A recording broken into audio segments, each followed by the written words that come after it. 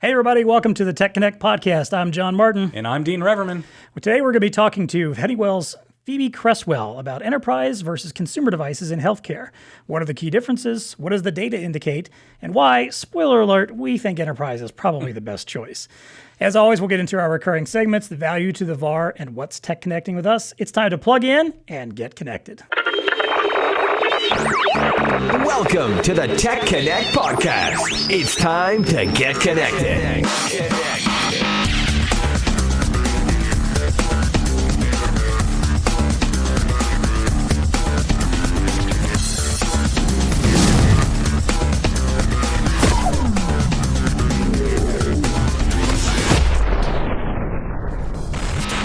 All right, so as I noted, our guest today is Phoebe Cresswell from Honeywell. Phoebe, welcome to the show.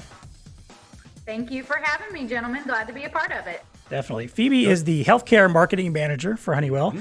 Tell us a little bit about how you got to where you are, your path there. What are you actually doing at Honeywell these days? Sure, absolutely. So I am not a stranger to the AIDC industry. Mm-hmm. I've been around at Honeywell going on about 3 years or so, but I've really been in the industry via our distributors and directly at Honeywell about 5 or 6 years. So I've always had experience working directly with our channel, with our Honeywell channel partners, with our distributors, and always on a marketing front. So as many know, Honeywell, we've always had a footprint in healthcare, but really going into 2020, we really have a strong focus in healthcare. And so I have been brought into this role as the healthcare marketing manager to really drive our go-to-market strategy and look at our different portfolio offerings, really get Honeywell through as more of a solution-based company for healthcare. So doing a full market analysis, bringing specific healthcare programs to some of our partners and our distributors. So anything Honeywell has our foot in for healthcare within the AIDC space, I'm responsible for leading those initiatives. And Phoebe's a good friend of BlueStar. She's been around for a couple years, and it's good to see you again. And thanks for joining us today. And your move over to the healthcare space was timely, as it turns out, Phoebe. I mean, we didn't know that we would be hit by a global pandemic, but certainly in that role, you're all in on what's happening in the space today. And what's going on, right? Absolutely. Yeah. And we'll touch on some of that, I guess, along the way as well. So, yeah, definitely. Yeah, good to see you. Yeah, so as I mentioned, our topic today is enterprise versus consumer devices in healthcare. So we want to talk about mobile devices in the healthcare workplace, continuously growing, continuously expanding its reach.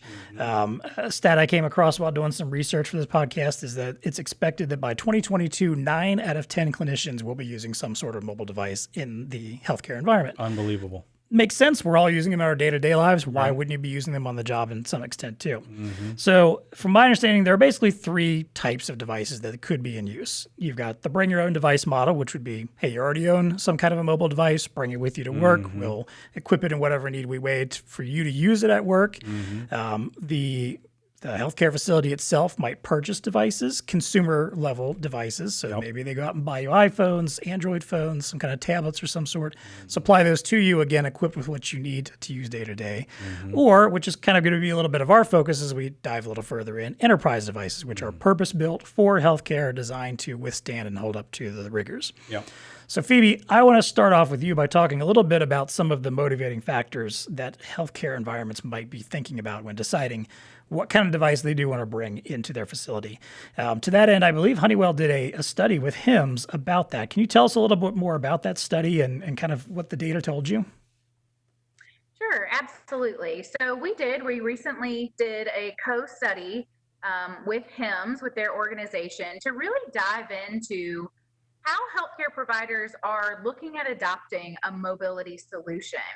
To your point, we know that mobility is a technology and a solution that has taken off in the market. So it's becoming more and more popular and more widely adopted. So we really wanted to understand some of the driving factors and what healthcare providers consider when they're looking into a mobility device and solution.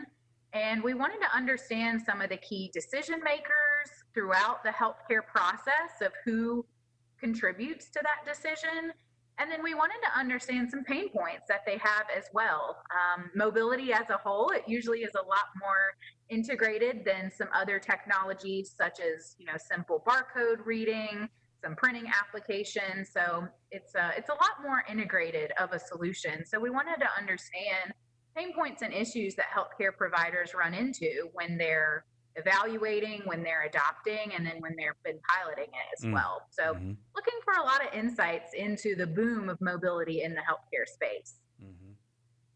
And what did some of that research show? I mean, I can imagine, to a certain degree, some of the obvious things when I think about the healthcare environment today, just the workflow in general has changed somewhat rapidly here over the last few months with the pandemic. But, I heard clinicians and hospitals talk about how they had things on the drawing board. Oh, we're going to get to these types of solutions coming up here in the next few years. Well, all that's been compressed a little bit, obviously, with what's going on. But what is some of the research showing you on the mobility side and the move? What are some of those motivating factors there? Moving. Yeah, absolutely. Yeah.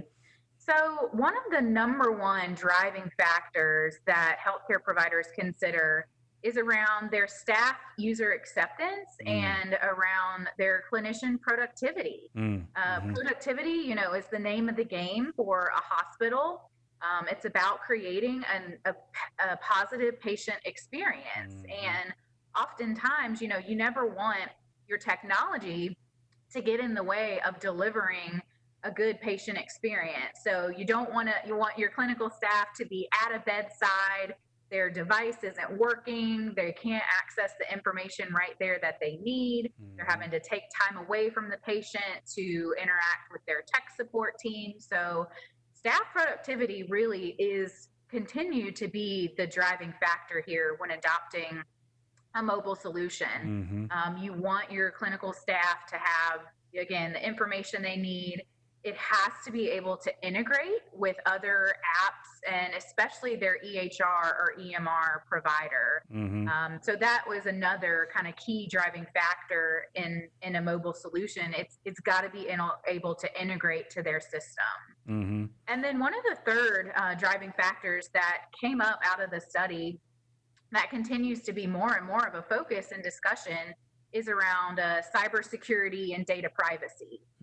So certainly, within the healthcare space, we are all familiar with how vulnerable hospitals are to cyber threats and security attacks. There's so much patient privacy and data information that cannot, that has to stay within that hospital's network. So there is a heightened focus when healthcare provider or a major hospital system, when they're looking into a mobility device, security remains one of the number one topics of interest.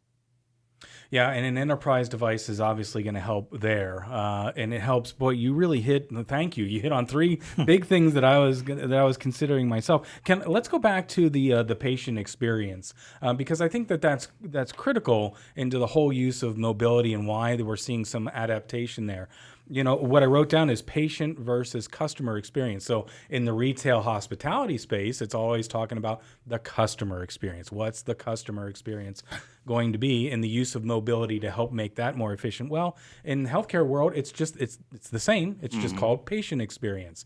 And of course, as we all know, there's motivating factors around that. Hospitals, healthcare facilities get paid based on how well the patient experience can go. So mobility is really critical there, right, Phoebe? And I guess no wonder that we're seeing some adaptation taken there specifically because of the patient experience, right? Certainly, yes. So a hospital, right, they are measured in terms of their patient outcomes, how satisfied their patients are. With hospitals, in a retail, you want your customers to come back. Ideally, in a hospital, you don't want them to come back. You want to treat them, and you want to have one-time patients.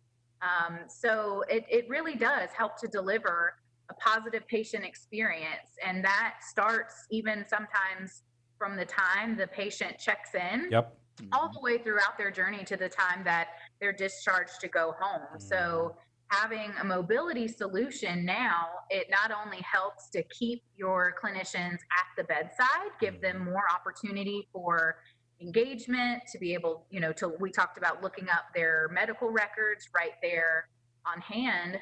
But one of the now bigger emerging pieces of a mobility solution that we're seeing is all around clinician communication. So you want to have a good communication platform for your entire staff to be able to communicate that adds to that patient experience. So starting at admission, you've got to have a good communication system to be able to show patient is checked in, someone needs to come and get them, admit them, bring them back to the exam room. And you want to be able to communicate all the way, no matter where that patient is throughout their journey in the hospital.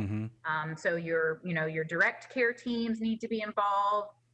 If a patient's there for an operation, right, you have so many teams from pre-op to direct OR staff to post-op. You have so many care teams that's going to touch that patient during their time. And they have to be able to effectively communicate to not only keep them productive, but making sure that the patient does have a positive experience. And boy, that speaks volumes to the other point that you brought up with it, which is integration. These devices have to be able to integrate easily into multifaceted systems, not just the EHR, but communication, to provide that unified communication experience, if you will. That's why enterprise devices, I think, have a little bit of an upside there, right? Even on the integration side. So, yeah. Phoebe, I got a question for you. The HIMSS study that you did, was there any information that came out of it that you found surprising, like something you weren't expecting to hear about? Sure. So I think some of the biggest surprising, and this is more towards, I would say, perception, is that there are, I think, to your point, there is a perception, I think, out in the market that some of these consumer devices, that they actually are more secure, or they are better enabled to protect patient data. So that really comes down to, I think, a perception around different operating systems. And again, it's kind of their use case. So yeah, in our everyday lives, everyone is used to, their smartphone or their smart device. But I think there are extremely different applications between using your personal device in your daily life and then bringing that into such a sensitive environment like a hospital, and what those outcomes are going to be. So I'd say the surprising point is that the study did confirm that there is still, I think, a perception out there about the different capabilities of an operating system, and even some of the differences between an enterprise solution and a consumer solution. So that kind of lends itself, I think there's a lot of opportunity for education in the marketplace, and what some of the true differences are versus just what is perceived. Yeah, and that is a perfect segue for us into kind of diving a little bit further in. You're great at this. So obviously, yeah, we're in the AIDC market. We believe in enterprise barcoding solutions and we enterprise preach it every mobile day device. kind of a thing, right? Exactly. It's part of life at BlueStar and part of a lot of what we do and a lot of our lines do. So we definitely want to talk more about that. So I kind of want to get your input on, where do you see enterprise devices really standing out? Like, what makes the biggest difference between enterprise versus a consumer-driven device? Sure. So not to get too technical, but one of the just most blatant points of why an enterprise device really has a leg up is really just around the design and the form factor of an enterprise solution. Specifically, at Honeywell, we were actually one of the market leaders, and for over a decade, to introduce disinfectant-ready housing to the healthcare market. So if you think about your consumer device, they're really built for light duty, if you will, or a light application. And in healthcare, especially in today's market and what we're seeing around the globe, you really need a device that's going to withstand a harsh environment. Hospitals, are built out of concrete. So sometimes that lends itself to drops, to a little bit rougher handling between different clinicians. And then they've got to be able to withstand harsh cleaning chemicals, and disease control and prevention.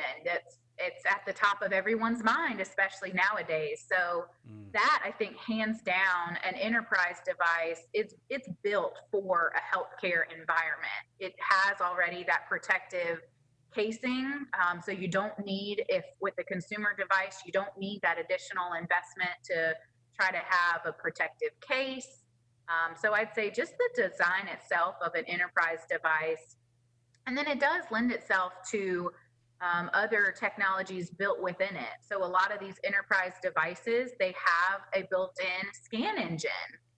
So that even eliminates the need for additional technology, again, in that patient care experience. You don't have to continue to tether yourself to a corded scanner and a separate device for it. It's all in an enterprise mobility device. You have that built-in scan technology. So if you're entering the patient room, you can look up their medical data, their history, you can scan their wristband. You can do that all in one device together that's already built. And again, it's made for a healthcare environment. I would also say, again, just the operating system and the security continues to be one of the factors where I think enterprise devices really stand out. The benefit to that is a lot of enterprise manufacturers, such as Honeywell, have relationships with some of these leading operating system providers, and we're able to add extra layers and extra benefits to security, so to keep all that patient data safe and eliminate cyber threats. I'm glad you mentioned the barcode scanning in particular. I was doing some research recently about barcode scanning on consumer devices, and I think there's this, not an incorrect perception, but the perception of, hey, smartphones now have incredible cameras on them. They're, state-of-the-art, top-of-the-line cameras.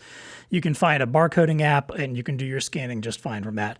But when I was doing my research, I found out, one, there are hundreds, if not thousands, of these apps available, and most of them aren't from companies that have anything to do with healthcare or, really barcode scanning for that matter. And the point they brought up is that, it may not be able to control all the symbologies that are out there. It may not be able to read every type of scanner. It may be a freemium product where you can, maybe do 30 scans a month, and then you got to start paying for something beyond that. And my thing is just kind of, why take the risk on a software that has not necessarily been designed specifically for this intent, when you could have something that is. That's it, right? I mean, these are purpose-built devices. I think that's the perfect phrase, Phoebe, that you said there earlier. It's purpose-built. It's designed for this type of application. When I think about stuff like that, I think back to the minivan. I know, just follow me here for just a second, because my kids are a little bit older now, but when you go out and when you have children, you go out and you try to find the right vehicle that can handle a family. Well, darn it. The minivan engineers are really good at designing a car that is built for the modern family, if you will. Doors that open easy, cup holders. I mean, it's just lots of genius stuff around it, but it's purpose-built for a family. Much like this here. When you're talking about enterprise devices, they're made for the environment. They're made to be able to handle the rigors of the daily use. They've got the battery life and things of that nature. It really makes the ROI, that kind of an argument a little bit easier along the way. Yeah, definitely. Yeah, the battery life, I think, is another important point there, too. I get a brand new iPhone, and within a year's time, I'm struggling with the battery.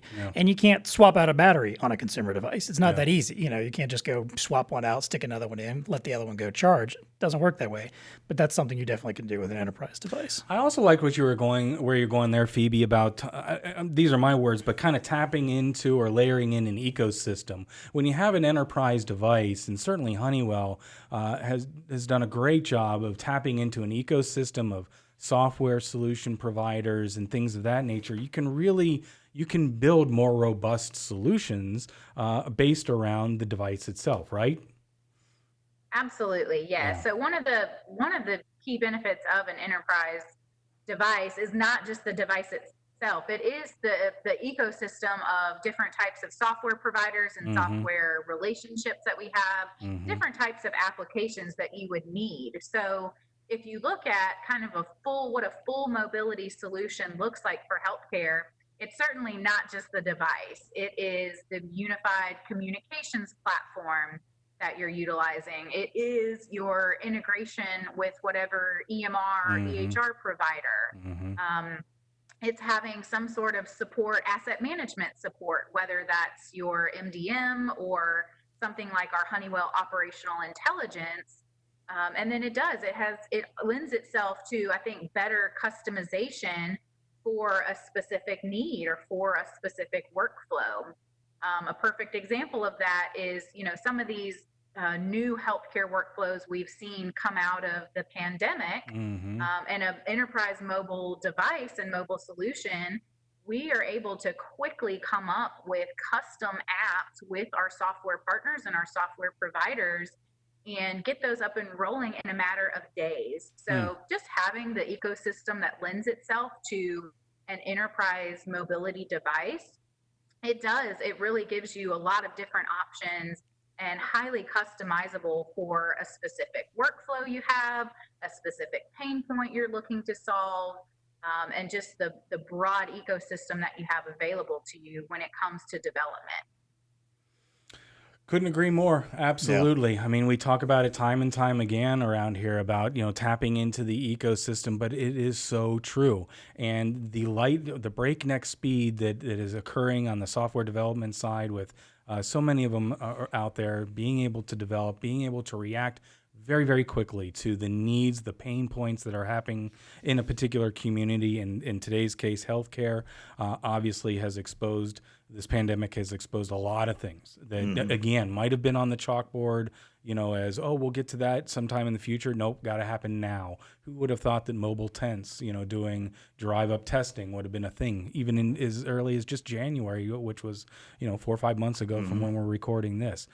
Didn't know. But when you tap into the ecosystem that an enterprise device and a company like Honeywell brings to the table, you're tapping into a better ecosystem. Yeah, period. agreed. Yeah. Well, let's talk a little bit about cost of ownership, because I think this is, again, where there's maybe a little bit of misconception that, a consumer device, maybe you're paying, $700-800, maybe $1,000 for the top line one, versus, an enterprise device could be 3-4 times as much potentially.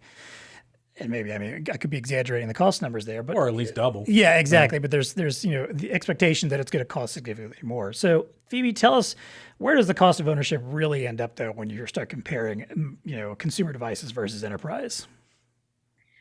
Certainly, yes. So total cost of ownership, it's also a big factor. We know that within healthcare organizations and just the healthcare industry itself, there are a lot of regulations. There are a lot of different stimulus packages, et cetera, but cost still remains a big factor. So I think this is a perfect misconception out there that a consumer device may ultimately be cheaper or lead to a better cost of ownership percentage. But in fact, I think a lot of people would be surprised that if you really crunch the numbers and if you look at the longevity that you're getting from an enterprise solution, a lot of times the enterprise device is going to be a lot more cost effective, cost efficient, and it's going to give you a longer life cycle. Yes, I think at immediate purchase, the enterprise device may be, dollars higher, but an enterprise device, you're going to get a lot longer life out of it. Consumer devices, you tend to update those every 12 to 18 months, maybe 24 months if you're lucky. But a lot of the enterprise solutions out there will last anywhere from 3 to 5 years. So that, I think in itself, it gives more longevity. And then we talked about some of the add-ons and additional accessories that can also add to a consumer solution, whereas your enterprise solution, it's just one. It's one device, it's one kind of piece of hardware, and you don't need other accessories or protective cases or anything to go with it. So certainly total cost of ownership, I think if you do a 2, 3, 5-year comparison, your enterprise device is certainly going to be a better option for you long term. Yeah, and in when you get to the cost factor, the financing element, and John, this. I mean, there's distributors like BlueStar. We can help there. We have financing programs that really helps to mitigate that, because we all understand that solutions are the key here, and that's what the healthcare facility wants to implement. We can enable that through some of our programs, some of our financing programs, but they're also going to be used to what they call OpEx expenses, right? Mm-hmm. They understand that technology is evolving to a certain degree, yes, but if there's a need to replace it in a 3 to 5 life cycle, we can help enable that along the way, and the cost really is mitigated and spread out over that time. But that's a good point on the cost of ownership there. Yeah. Phoebe, anything else you have to add that we haven't discussed that we might have missed? So, I don't think so. The HIMSS study was certainly enlightening, and it really kind of validated some of the trends that we're seeing. But again, it also gave us some really good insight into, what keeps an IT director of a hospital system, what keeps them up at night. And when they are looking to adapt and adopt certain technology, right, there's certainly a lot of factors that go into it. It's not a decision that they are taken lightly. So just knowing really how to address some of their pain points, some of their most important factors that they need. And I would say, I think just now more than ever, we're learning that the key to keeping your patients having a positive experience, keeping your clinical staff, keeping them productive, it really all starts with having the right mobility solution for your organization. Definitely. And you mentioning the things that keep IT up at night, I think that's a good segue into our recurring segments. But first, I do want to let our listeners know, if you have any thoughts around enterprise versus consumer devices in healthcare, you have some questions for Phoebe, feel free to reach out to us. You can find us on Twitter at TEConnectPod, or you can email us, TEConnect@BlueStarInc.com. I want to thank Phoebe for this conversation, but we do want to wrap up with a couple of our interesting recurring segments. One is value to the VAR. And as I said, we talk about the IT director of a healthcare facility, especially in hospitals, is probably up late many nights thinking about how do I keep things rolling forward? How do I keep things operable? How do we keep managing our facility and our patient care in the best possible way by introducing new technology? So the question I have, for our VARs is, how do we educate them into thinking about enterprise devices in healthcare organizations, and how can they educate those organizations themselves as well? So what do you think that VARs should be talking about with these IT people or any other decision makers about how to introduce these devices and really make a push for them where they can be positioned as a thought leader and someone that can really partner with them? Yeah, certainly. So I think it does kind of all come back to them addressing what are the needs. We know now, I think it's a bit of a different shift for our partner community going in to introduce mobility. And now it's a factor of likely they already have a mobility solution in place, or they're considering something that needs to be a bit more robust. So I think a good conversation starter when a partner in our VAR community is working with a healthcare provider, ask them what their unmet needs are, or how their current mobility solution is working for them, and are there gaps that they can help address. And then certainly, as we mentioned, talk about those factors of how does your clinical staff interact with your mobility solutions? Are there better things we can do to improve the patient experience? So I think certainly educating themselves on what are the driving factors, what does your healthcare IT director care about? How does your nursing informatics, how do they play a part in this decision role? So there's different decision makers throughout, I think, the healthcare journey that you would interact with, and that is specific to the healthcare industry. And then certainly I would say, take advantage of our full channel resources. If that's a BlueStar business development manager who is in the healthcare space, and then certainly anyone from your Honeywell team. As we remain dedicated to healthcare, we're continuing to provide these solutions. So take full advantage of your really channel resources that you have available to help you with these conversations with healthcare providers, and any education that we can help provide. She took two of my things off the table. You say that every podcast. I know, Phoebe, you and I must be on the same wavelength here. Dag nab. But anyway, obviously it's really good advice. I wrote down, be equipped with the why. You have to understand why when you're going in to have that conversation. So, I mean, we've talked about the pain points. Yeah, they may have a mobility solution today that's using consumer devices. You have to be equipped with the education of why. Why is this an important move for those individuals? And then the second thing I wrote down, absolutely lean into the resources. I have lean into manufacture, because I don't think that resellers fully appreciate the amount of effort that manufacturers like Honeywell go through to enable their partners. And they're really doing such things as reaching out to ISV software companies, and just by having those conversations, they're vetting them. So you can play into that. You leverage the fact that they're expending resources to help enable you.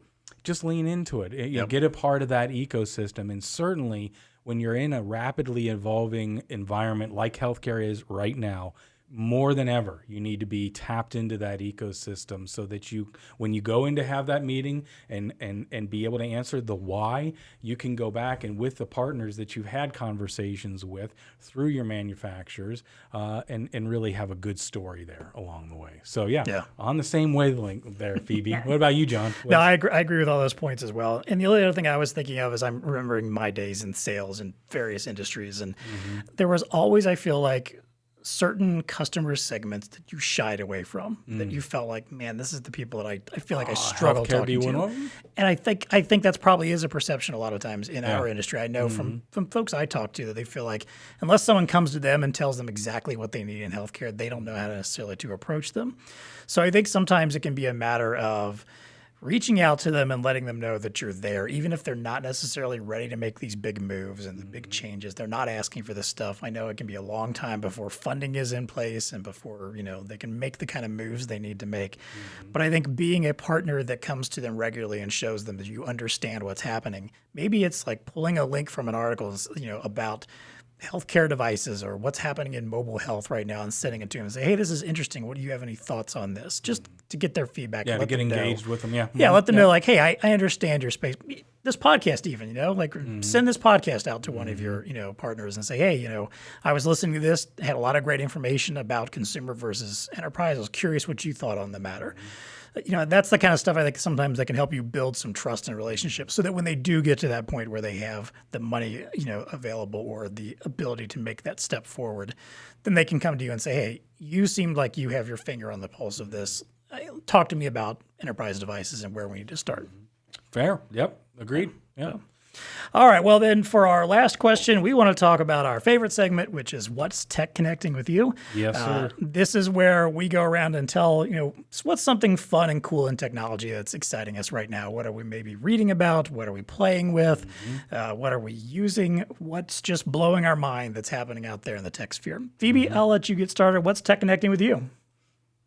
Sure. So certainly there are a lot of trends within the healthcare industry that are emerging, and some that I think particularly I'm interested to keep an eye on and see how they progress.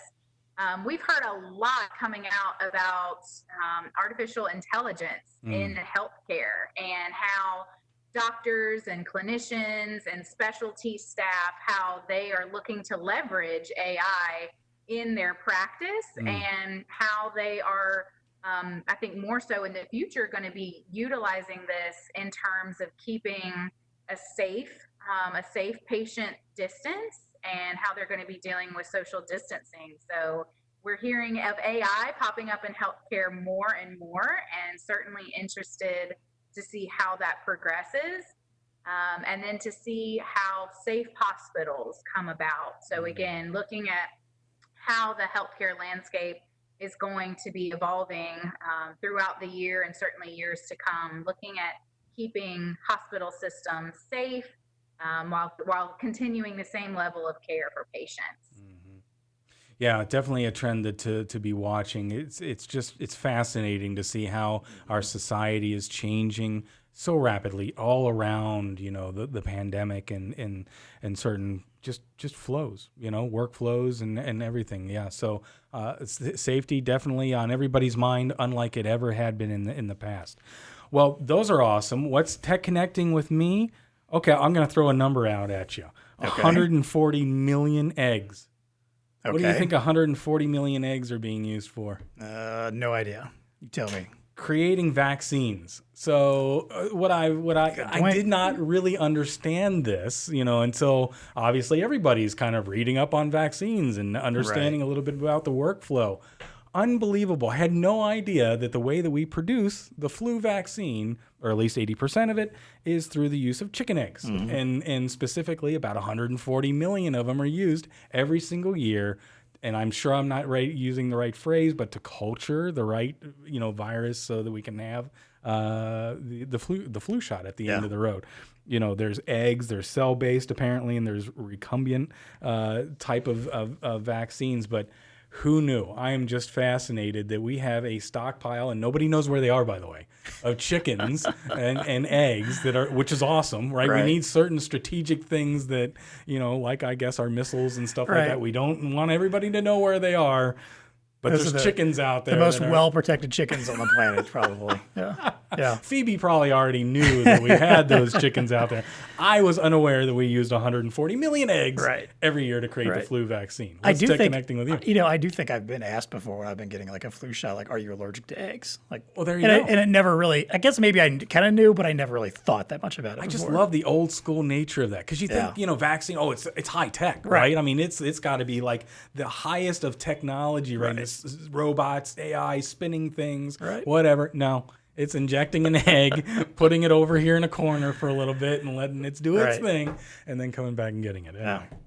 Sometimes old school is the best, There you go. So what's TEConnecting with me is Yell's Marble Runs. And I think I'm pronouncing that correctly. It's spelled Jelles. Okay. E''S. Now, so Marble we're all run, did yes. you say? So Okay. so many of us are kind of hurting for sports right now. We've talked about this I think before on the podcast. We kind of find wherever we can to get invested in sports right now. Well, I remember seeing very early on during lockdowns, somebody had posted something on Twitter of a marble run where they were basically had created a dirt track. Yes, I know what you're talking about. And they had about 30 marbles that were just racing through it. They actually had announcers like calling it as if it was a legit and the race. white one's going on. Right. And it was fascinating. I'm like, this is so cool. It's fascinating. Well, what I didn't know is that there is an actual league that has been built around Come this. on. It's called Yell's Marble Runs. It's the Marble Run League. Okay. This last week tonight with John Oliver this week actually talked about it. They had a segment about sports and coming back, to sports from the pandemic. And at the very end of it, he talked about this particular Marble Run League. And apparently the league was kind of deciding like, can we do this again next year? We need some sponsorships. So his show decided to sponsor the new season. Well, if you go to YouTube and look it up again, it's JELLE''S Marble Runs, or just look up Marble Runs, you'll probably find it. They've got like just dozens of different races, some where they've built little tracks, some are dirt tracks. They've got qualifiers. They've got little marble audiences. They play it up as if it's a legit sports So a participant broadcast. brings their own marble? Is that what I guess. I don't even know if there's like actual people like bringing their marbles. I'm not sure the details behind it. Okay, all right, we need to watched, find out. Yeah, I've watched a few of the videos. They are endlessly fascinating. Like you will sit there and find yourself watching marbles racing along through weird tracks. I confess I did. I have only seen one, but I was intrigued because first off, they take minutes. It's not like it's 10 not seconds. fast, It's minutes of a race. Yeah. And a marble that I thought was completely out of the race, all of a sudden you see it start coming. I'm like, you're rooting for this marble. Go white or whatever. Go pink. Yeah. Yeah, exactly. It's when you had marbles. Yeah. Isn't that fascinating? It's the kind of endless entertainment that we need right now, and it's it's one of those things you can lose yourself in for a little while, maybe forget about everything else that's happening in the world. So Yell's Marble Runs. All right. Well, once again, I want to thank Phoebe Cresswell for joining us. Thank you so much, Thanks, Phoebe. Phoebe. We appreciate your insight. Thank you. Yeah. And again, if you have any requests for us, get in touch with us on Twitter or email us. This has been fun, but it's time for us to unplug and get disconnected. So until next time. TEConnect podcast is brought to you by Honeywell. Throughout the country, parking lots have been turned into drive-through testing operations, and cars have become the waiting room. Honeywell's complete solution of hardware and software for drive-through disease testing offers frontline workers a safe, more efficient way to manage the large influx of patients. Honeywell solutions provide the right combination of mobility, scanning, and printing solutions, coupled with a third-party software application that is designed specifically for disaster and disease management. Team members can gather information in a matter of seconds and administer tests at drive-through sites without the additional exposure and contact from paperwork. Contact your BlueStar representative to evaluate your unique needs and see why Honeywell's healthcare solutions are the right choice for meeting current and long-term needs of drive-through testing.